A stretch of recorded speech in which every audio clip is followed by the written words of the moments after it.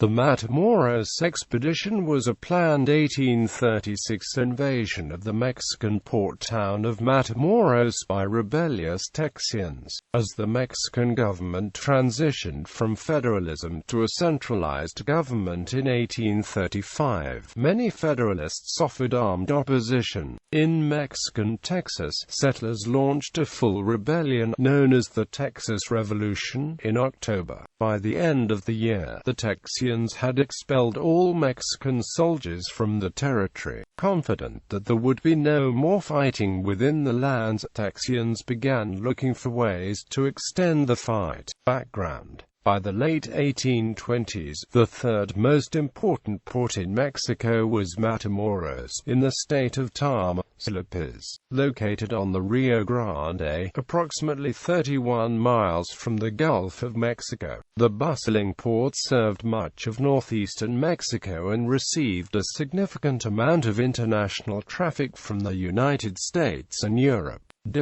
The Matamoros Expedition traces its origins to an October 15, 1835 letter to Texian Army Commander Stephen F. Austin from Philip Dimmitt, newly appointed commandant of the Texian garrison at Presidio La Bafia in Goliad. Dimmitt proposed that his forces be sent to capture Fort Lippantitlan, a small Mexican army base south of Goliad. Eliminating the Mexican forces at this coastal location would give the Texians a clear path to invade Matamoros, hopefully encouraging federalists in the Mexican interior to join the Texian revolt. After his troops took Fort Lippantitlan in November, Dimmitt withdrew his support for an invasion of the Mexican interior. As his troops were returning to Goliad, they encountered Agustin Vizca, the former governor of Coahuila, Huaytecas, who had escaped imprisonment. Vizca's commentary on events within Mexico convinced Dimmitt that taking Matamoros was no longer feasible. He wrote to Austin in a former communication, "I hinted the policy of a dash at Matamoros, hoping from what I had then heard, that the movement would be approved and sustained by a majority of the people in that section of the country, but now I fear it would not be. On the contrary, I am fully satisfied that such a movement on the part of Texas would be as likely to be opposed as to be approved." Nevertheless, Dimmitt continued to prepare for a potential invasion, and as reports from inside Mexico reached him, his desire to invade fluctuated. On December 2, he wrote a letter, published in early January, that again advocated for an invasion of Matamoros.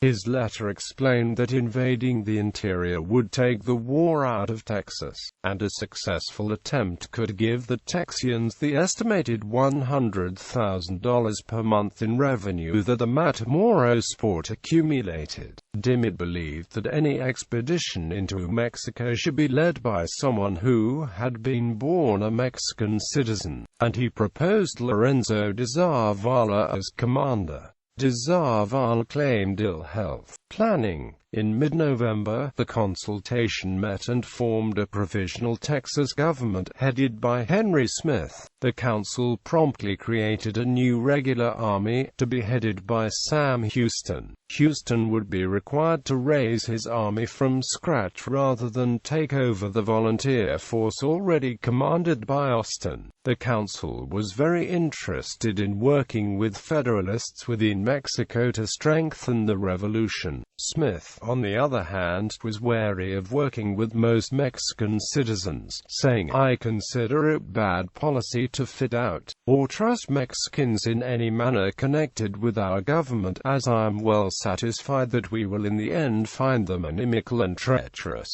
Nevertheless, the council, hearing reports that other Mexican states were near revolt, on December 25 authorized an expedition into Matamoros.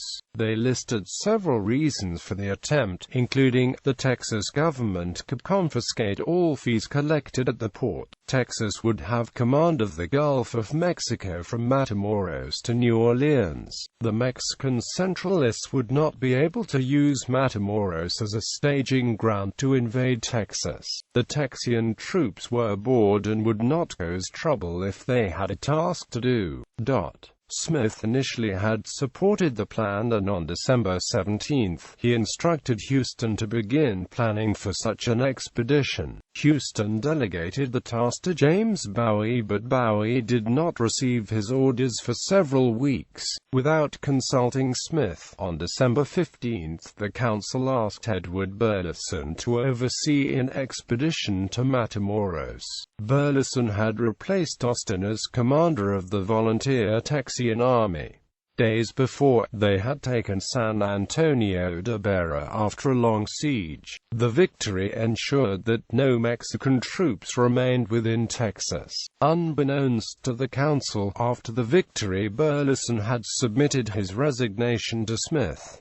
He left Frank W. Johnson in charge of the amassed troops. On January 3, Johnson wrote to the council that he had received the note addressed to Burleson and had initiated the expedition. On December 30, Johnson partnered with James Grant and ordered most of the volunteers to leave Beira and gather at Goliad. Only 100 men were left to garrison in Beira. They were placed under the command of Colonel James C.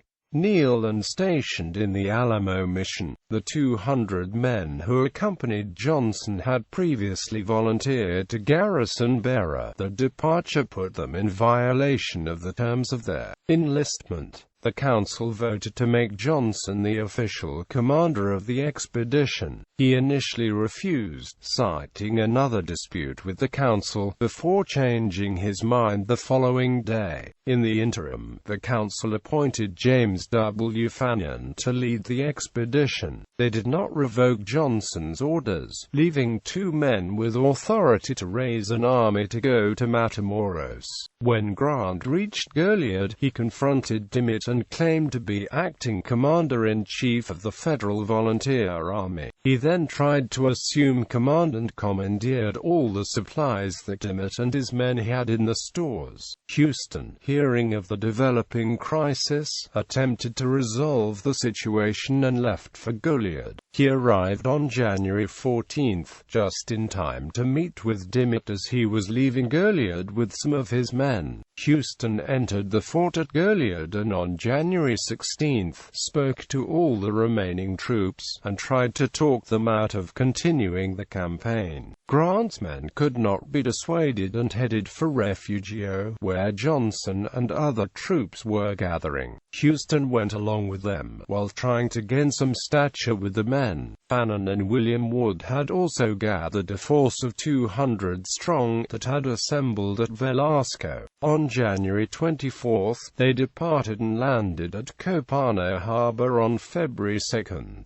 Fannin would press his supplies from the stores of the ships in the harbor. On February 4, he marched out to join Johnson's men at Refugio. Expedition. At Refugio, Houston again tried to persuade the men, and this time his efforts met with success, as most of the men decided to break with the Matamoros campaign. Fannin, taking most of the men, would depart for Goliad and make Presidio La Bafia his headquarters, renaming it Fort Defiance. However, Grant and Johnson continued the quest towards Matamoros. As co-commanders, with about 70 to 100 men, they went as far as San Patricio to gather forces for the expedition. Grant was informed that Mexican Captain Nicolas Rodriguez and a small company formerly from Fort Lipantidlan was in the area. Grant confronted and overtook them, confiscated the horses and took the men as prisoners to San Patricio. Within a few days the prisoners had escaped, alerting nearby Mexican forces. Splitting into smaller groups, the Texians searched for mounts and supplies, proceeding all the way to Santa Rosa Ranch. Grant and a group of 15 Texians left to forage. While Grant was gone, Mexican General José de Aria led a surprise attack on San Patricio in the early hours of the morning of February 27. Most of Johnson's men were killed, but Johnson narrowly escaped. Grant and his men, while foraging, were also attacked by members of General José de Aria's cavalry. Grant was killed in the Battle of Agua Dulce at 10:30 a. m. on March 2, 1836.